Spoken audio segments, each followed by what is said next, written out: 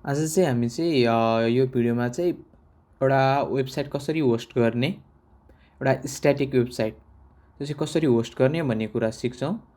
त्यसको लागि चाहिँ हामीले चाहिँ कुनै पनि एउटा इन्टरनेट ब्राउजरमा गएर चाहिँ फायरबेस भन्ने एउटा वेबसाइट छ, त्यो साइटबाट चाहिँ हामीले चाहिँ वेब होस्टिङ गर्न सक्छौँ। firebase.com.google.com भन्नेमा गएर चाहिँ हामीले चाहिँ यसमा चाहिँ हाम्रो वेबलाई होस्ट गर्न सक्छौँ। त्यसको लागि सबभन्दा पहिला चाहिँ लगइन गर्नुपर्ने हुन्छ। यहाँ चाहिँ तपाईँले देखिरहनु भएको होला, एउटा लगइन भइसकेको छ मेरो एकाउन्ट। के अरे तपाईँको एकाउन्ट भएको छैन भने चाहिँ तपाईँले एकाउन्ट लगइन गर्नुपर्ने हुन्छ। लगइन गरेपछि चाहिँ हुन्छ। अनि यो चाहिँ एउटा फ्री हो, यसमा पैसा तिरेर पनि गर्न मिल्छ, एउटा फ्री पनि गर्न मिल्छ। यो चाहिँ यहाँ तपाईँले प्राइसिङमा गएर देख्न सक्नुहुन्छ। हामीसँग चाहिँ यहाँ दुईवटा प्लानहरू छ, एउटा स्पार्क प्लान भन्ने छ, एउटा ब्लेज प्लान भन्ने छ। जुनमा चाहिँ स्पार्क प्लान चाहिँ फ्री छ एकदम, र यसमा चाहिँ तपाईँले यहाँ केही पैसाहरू तिर्नुपर्ने, जस्तो 0.01 भेरिफिकेसन 0.06 भन्दा यहाँ पैसाहरू चाहिँ तिर्नुपर्ने छ। यसमा चाहिँ अब हाम्रो प्लान चाहिँ भनेको चाहिँ स्पार्क प्लान हो, जुन चाहिँ फ्री हो। यसमा चाहिँ तपाईँले के गर्न मिल्छ भन्दाखेरि चाहिँ तपाईँले होस्टिङ गर्दाखेरि है, हामी होस्टिङको लागि हेर्दैछौँ भने चाहिँ हामीले होस्टिङ गर्दाखेरि चाहिँ तपाईँले 10 जिबीसम्मको फाइल स्टोर गर्न सक्नुहुन्छ। भनेको मतलब तपाईँको वेबको फाइल 10 जिबीसम्मको भए पनि यसले होस्टिङ गर्छ, त्योभन्दा बढी भने चाहिँ यसले होस्टिङ गरिदिँदैन। त्यहीमाथि तपाईँको एभ्री डे चाहिँ 360 MB सम्मको चाहिँ फाइल ट्रान्सफर पनि गर्ने गर्छ यसले। अनि यसमा हाम्रो कस्टम डोमेन र एसएल भनेको चाहिँ प्रोटेक्सनको लागि हो, सेक्युरिटी हो एउटा, यो चाहिँ सेक्युरिटी दिन्छ। ल यसको बनाउनको लागि चाहिँ सबभन्दा पहिला चाहिँ हामीले चाहिँ यसको होम पेजमा गएर गेट स्टार्टेड गर्नुपर्छ। गेट स्टार्ट गरिसकेपछि चाहिँ क्रिएट अ प्रोजेक्ट गरेपछि चाहिँ अब प्रोजेक्टको एउटा नाम दिने। म चाहिँ माई फर्स्ट वेब भनेर दिन्छु। अनि यो चाहिँ चेक पनि गर्छ यसले एभाइलेबल छ कि छैन भनेर। यहाँ चाहिँ एभाइलेबल देखाइरहेको छ। यो अभाइलेबल देखिरहेको छ भने चाहिँ त्यसपछि चाहिँ कन्टिन्यू गर्न सक्नुहुन्छ। तपाईँले यसमा चाहिँ जे पनि नाम दिन सक्नुहुन्छ। त्यसपछि कन्टिन्यू गरिसकेपछि चाहिँ तपाईँले enable Google analytical for this project भन्नेमा अफ छ भने अन गर्नुपर्ने हुन्छ। अन गरेर कन्टिन्यू गरिसकेपछि चाहिँ अब यो चाहिँ फायरबेसले चाहिँ एउटा एकाउन्ट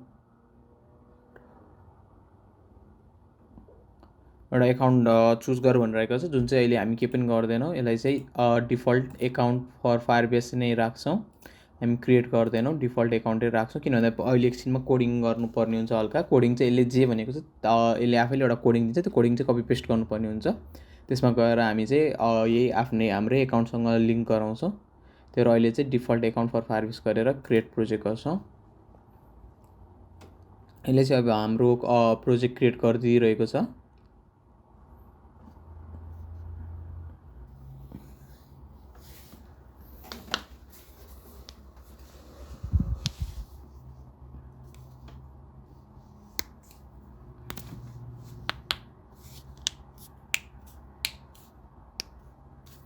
हाम्रो प्रोजेक्ट चाहिँ रेडी भइसकेको छ, त्यही भएर अब कन्टिन्यू भइसकेपछि चाहिँ तपाईँले अब यहाँ यस्तो पेज देख्न सक्नुहुन्छ, जहाँ चाहिँ मैले दिएको प्रोजेक्टको नाम छ, अनि हाम्रो कुन प्लान हो त्यो प्लान छ, अनि यहाँ छ। चाहिँ हामी चाहिँ यहाँ अब के को लागि get started by adding a Firebase to your app भनेको छ। यहाँ चाहिँ एउटा एप क्रिएट गर्ने, जस्तै अब के को लागि वेब होस्टिङ, यो वेब, यो एन्ड्रोइडको लागि, यो आइएसओको लागि भयो। त्यही भएर हामी चाहिँ वेब गर्न खोज्दैछौँ, वेब होस्टिङ। त्यही भएर हामी चाहिँ वेबमा जान्छौँ। वेबमा गएर चाहिँ एउटा एप भन्नु मतलब हाम्रो यो वेबको एउटा एप जस्तो हुन्छ, त्यसलाई चाहिँ रजिस्टर गर्नुपर्ने हुन्छ। त्यसको चाहिँ एउटा निकनेम केही दिन सक्नुहुन्छ, जस्तै वेब होस्ट भनेर दिएँ।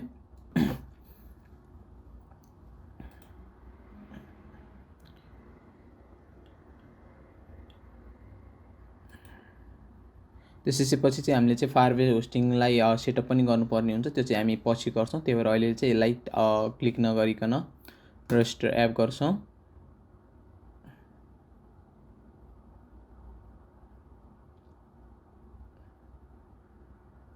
यो चाहिँ हाम्रो एपको कोडिङ भयो, यो चाहिँ हामीले केही गर्नु पर्दैन, अहिले यसलाई चाहिँ केही गर्नु पर्दैन हामीले यो। त्यसपछि हामी कन्टिन्यू कन्सोल गर्छौँ। यति भइसकेपछि चाहिँ अब हाम्रो त्यो एप पनि रेडी भयो। यो भित्रैले आफैले एप बनाएर राखेको छ, त्यो पनि रेडी भइसकेको छ। अब भनेको चाहिँ हामी होस्टिङको लागि गर्दैछौँ। हाम्रो होस्टिङको लागि चाहिने सबै कुरा मिलिसकेको छ। अब चाहिँ हामी होस्टिङ गर्न जाँदैछौँ। यो चाहिँ होस्टिङमा क्लिक गरेर तपाईँले यहाँ गेट स्टार्टेड गर्न सक्नुहुन्छ।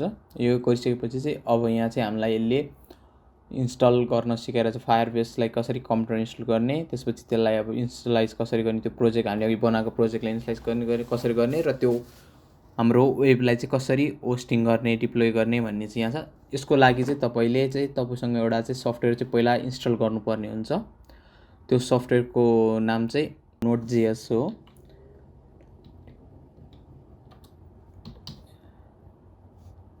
त्यसको लिङ्क चाहिँ मैले तल डिस्क्रिप्सनमा पनि दिएको छु, त्यहाँबाट पनि तपाईँले गर्न सक्नुहुन्छ। यो चाहिँ यहाँबाट गएर डाउनलोड गर्न सक्नुहुन्छ तपाईँले। अनि डाउनलोड गरेर विन्डोज भर्जन छ भने विन्डोज भर्जन, कुन भर्जनमा हुनुहुन्छ तपाईँले त्योमा गएर तपाईँले डाउनलोड गर्न सक्नुहुन्छ। डाउनलोड गरेर इन्स्टल गरिसकेपछि चाहिँ बल्ल अनि हाम्रो यो प्रोसेस सुरु हुन्छ। त्यही भएर तपाईँले पहिला यो चाहिँ एप चाहिँ डाउनलोड गरेर इन्स्टल गर्नुपर्ने हुन्छ।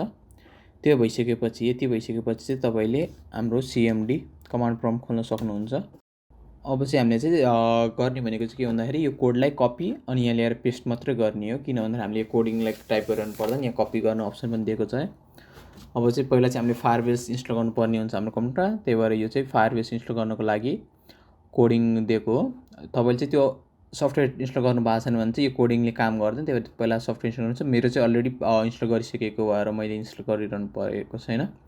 तपाईँहरूले चाहिँ इन्स्टल गर्नु भएको छैन इन्स्टल गर्नुपर्ने हुन्छ। कसैको इन्स्टल अलरेडी गरिसकेको छ भने चाहिँ परेन। यसको लागि चाहिँ कपी गर्ने, यहाँ ल्याएर Ctrl+V पेस्ट अनि इन्टर हानिदिनुहोस्। यसले आफै इन्स्टल गर्छ फायरबेस।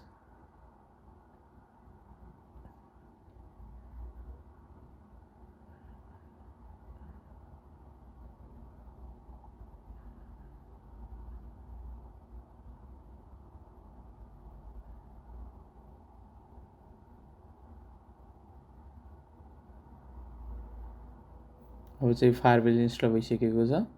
त्यसपछि नेक्स्टमा चाहिँ अब इनिसियलाइजिङ यो प्रोजेक्ट भनेको हाम्रो प्रोजेक्टलाई चाहिँ अब इनिसियलाइज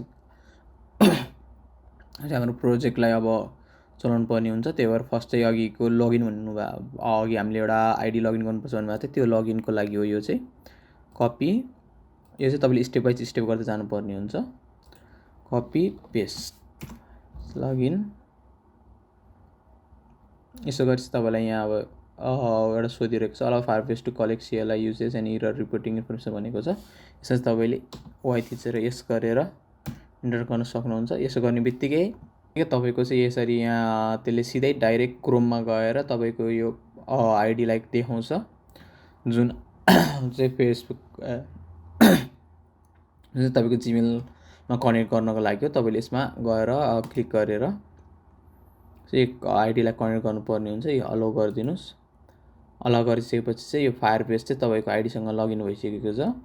लगइन भइसकेपछि फेरि यो वेबमा जानुहोस् अनि तपाईँले यहाँ लगइन भनेर दिन सक्नुहुन्छ। जस्तै successfully login to your id.gmail.com मा गएर लगइन भइसकेको छ। त्यसपछि चाहिँ अब अर्को स्टेप अब भनेको चाहिँ अब हाम्रो चाहिँ यो प्रोजेक्ट लाई चाहिँ अब चलाउनु पर्ने हुन्छ। यो फायरबेसमा यो प्रोजेक्ट चलाउनको लागि चाहिँ तपाईँसँग पहिला चाहिँ एउटा वेब पेज चाहिँ हुनु पर्यो, जुन चाहिँ तपाईँले अब सायद HTML बाट कोडिङ गरेर कतैबाट बनाउनु भएको छ कि कतैबाट चाहिँ गर्नुपर्ने हुन्छ। त्यो चाहिँ फाइल तपाईँले यहाँ कम्प्युटरमा ल्याएर राख्नुपर्ने हुन्छ।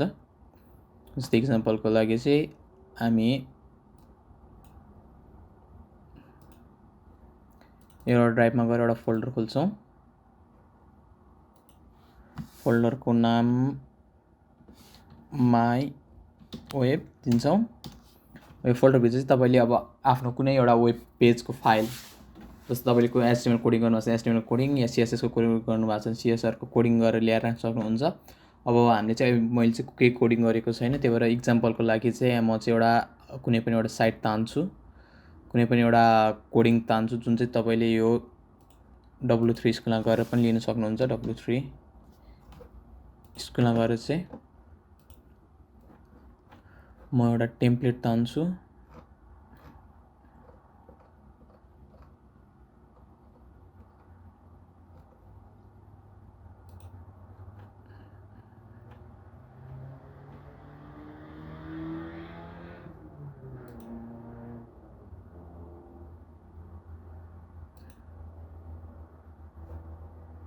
यहाँ गएर चाहिँ एउटा म टेम्प्लेट तान्छु। जस्तै यहाँबाट एउटा template try it your self गर्नुभयो भने चाहिँ यसले चाहिँ हामीलाई यो कोडिङहरू दिन्छ। यो कोडिङ चाहिँ कपी गरेर तपाईँले नोटप्याडमा लगाएर सेभ गर्नु। यो चाहिँ तपाईँले पहिला कुनै कसैले HTML नि गर्नुभएको होला, यो चाहिँ सेम त्यही भयो। यसलाई चाहिँ अब सेभ एज गरेर अघिको फोल्डरमा लगाएर राख्छौँ हामी।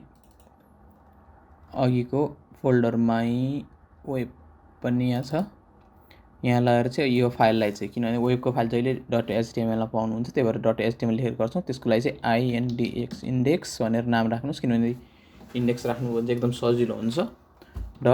.html यति गरेर सेभ गरेर यसलाई क्लोज गरिदिए नि हुन्छ। यहाँ चाहिँ अब हाम्रो एउटा फाइल आइसकेको छ। यो फाइललाई चाहिँ तपाईँले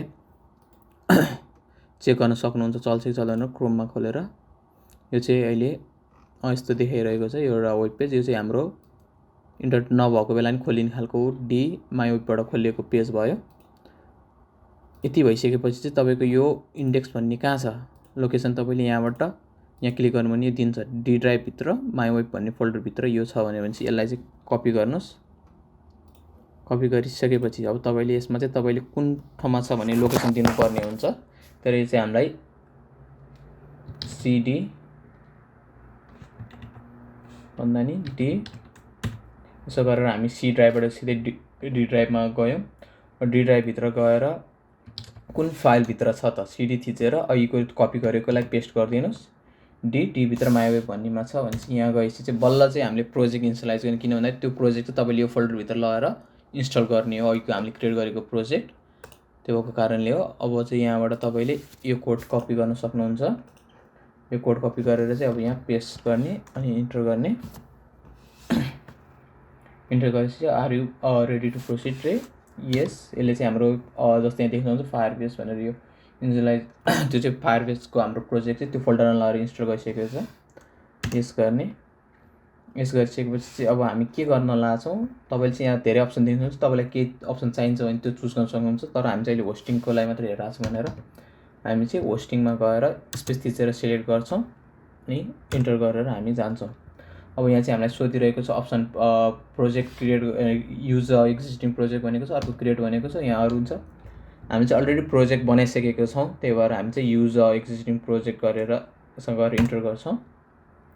गइसकेपछि यहाँ चाहिँ हाम्रो प्रोजेक्टको नाम दिइरहेको छ। अघि तपाईँले जुन नाम दिनुभएको छ माई फर्स्ट वेब भनेर त्यो नाम देखिरहेको छ। यो चाहिँ तल अघि देखाइ नामको तलबाट ठ्याक्कै देखिरहेको छ, यो चाहिँ सेम हो। अनि यसमा गएर हामी इन्टर गर्छौँ।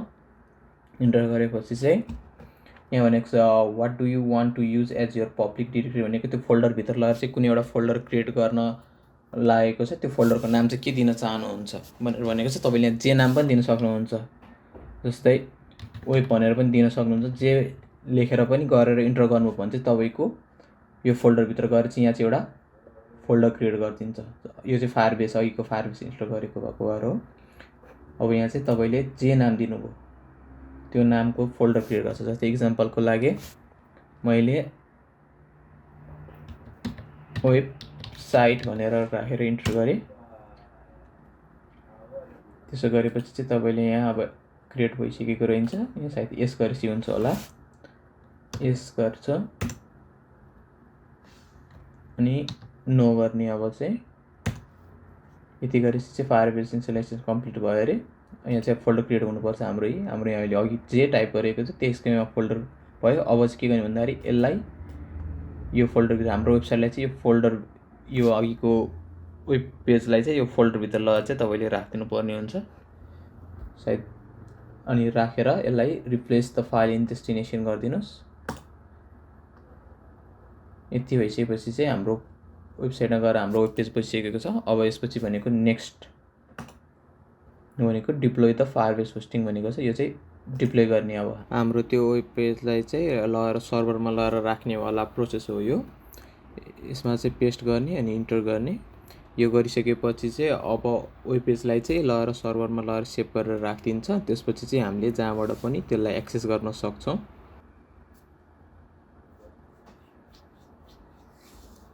अहिले चाहिँ हाम्रो हालिसकेको छ। त्यसपछि तपाईँले यहाँ देख्नुहुन्छ होस्टिङ युआरएल भनेको चाहिँ अब हाम्रो वेबसाइटको लिङ्क हो। यो चाहिँ तपाईँले यो कपी गरेर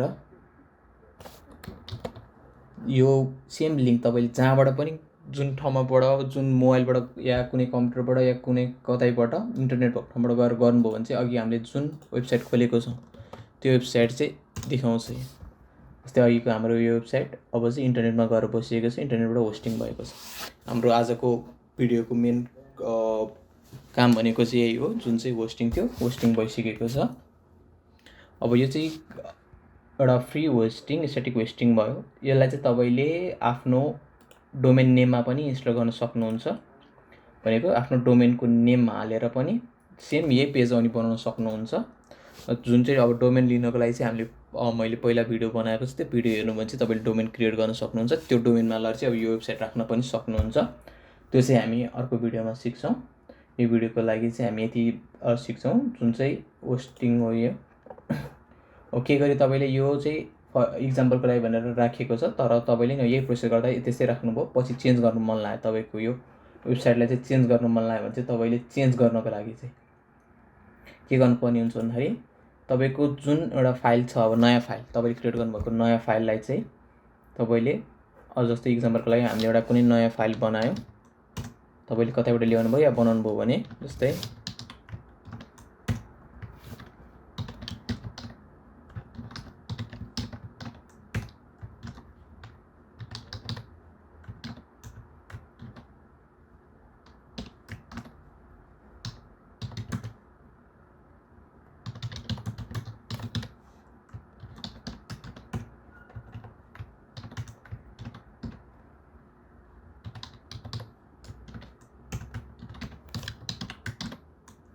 यसरी कुनै एउटा वेबसाइट बनाउनु भयो आफैले या कुनै कतैबाट ल्याउनु भयो भने त्यसलाई चाहिँ सेम प्रोसेसमा सेभ गर्नुपर्ने हुन्छ।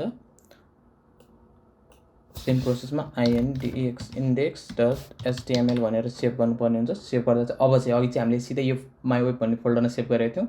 अब चाहिँ तपाईँले सेभ गर्दाखेरि या कतैबाट ल्याउनु भएको छ भने त्यसलाई नाम चेन्ज गरेर यहाँ ल्याएर सिधै यहाँ ल्याएर पेस्ट गरिदिनु पर्ने हुन्छ। जुन चाहिँ अब अलरेडी छ त्यसलाई चाहिँ रिप्लेस गरिदिने हो, किनभने पुरानो फाइललाई रिप्लेस गरेर नयाँ बनाउने, यस गरिदिने। यति गरिसकेपछि चाहिँ तपाईँले अब कमान्ड प्रोममा गएर चाहिँ सेम कोडिङ फायरबेस डिप्लोय भनेर हान्नुपर्ने हुन्छ। जुन बेला जतिचोटि तपाईँले चेन्ज गर्नुहुन्छ, यहाँ गएर चेन्ज गर्नुहुन्छ, त्यतिचोटि तपाईँले के गर्नुपर्ने हुन्छ, फायरबेस डिप्लोय भनेर कोडिङ हान्नुपर्ने हुन्छ। भनेर कोडिङ हानेपछि त्यसले फेरि के गर्छ, तपाईँ भर्खरले जुन वेबसाइट बनाएर राख्नु भएको छ त्यो वेबसाइट चाहिँ यसले होस्टिङ गरिदिन्छ। यति भइसकेपछि सक्यो, फेरि यहाँ कम्प्लिट भयो। भनेपछि सेम हो, यो युआरएल चाहिँ हाम्रो अघिको चाहिँ सेम हुन्छ। त्यही भएर अघि हाम्रो यो प्रोजेक्ट तपाईँले यो देखिरहनु भएको छ भने अब यसलाई रिफ्रेस गर्दाखेरि चाहिँ तपाईँले अघिको कोडिङ जस्ट ट्राई भन्ने मैले अघि भर्खर बनाएको एउटा गरेको कोडिङ छ, त्यसमा चाहिँ तपाईँले जुन पनि राख्न सक्नुहुन्छ। अब अहिलेको लागि चाहिँ यति। अर्को भिडियोमा चाहिँ अब हामी यही पेजलाई चाहिँ हाम्रो डोमेनमा कसरी कनेक्ट गर्ने त, जस्तै पहिला क्रिएट भएको हाम्रो .com.np वाला डोमेन या कुनै अरू डोमेन छ भने अरू डोमेनमा कसरी कनेक्ट गर्ने भन्ने कुरो सिक्छौँ।